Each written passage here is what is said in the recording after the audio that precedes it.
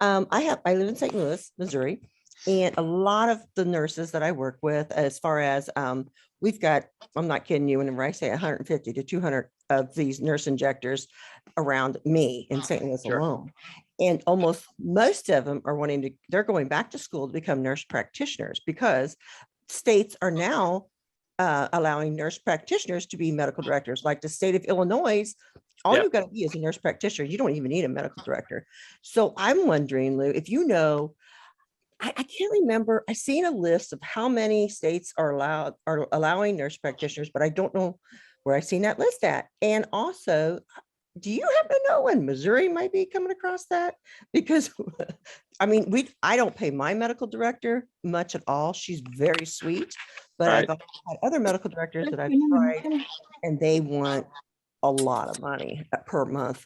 But I just didn't know if you knew if There's only about there's about 6 states, 7 states I can think of that law exists. Now, Arizona is one of them, actually. In Arizona now, a nurse practitioner can be a medical director.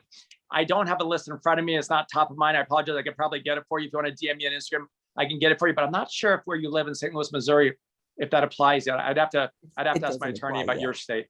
It's not there yet, but I've been watching and I was like, unless I haven't seen anything lately.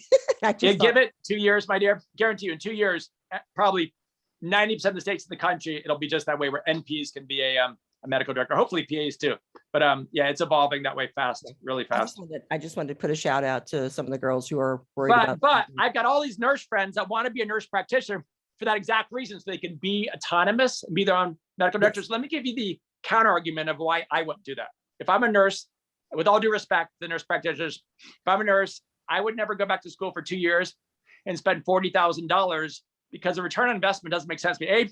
Think of how much you could have built your practice in the 2 years going to school where you're not really working now. It's kind of like lost opportunity. And number two, if you're going to pay a medical director, let's say $500 to $1,000 a month. Well, let's meet in the middle. Let's say $700 a month. Over the course of a year, it's $8,000. So if it costs you 25 grand to go to nurse practitioner school, $8 grand a year, your break even is what, 4? I mean, it's like 3-4 years just to break even. So then I don't know if the math really works for me. That I'd rather just be a nurse and pay somebody the fee and not take 2 years of blood, sweat, and tears and pay all that money personally. But I mean, there's no right or wrong. Right.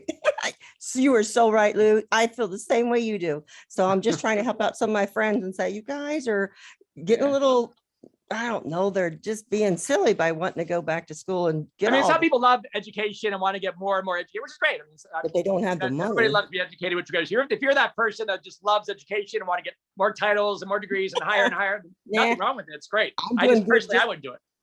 I'm doing good just being a registered nurse in this field.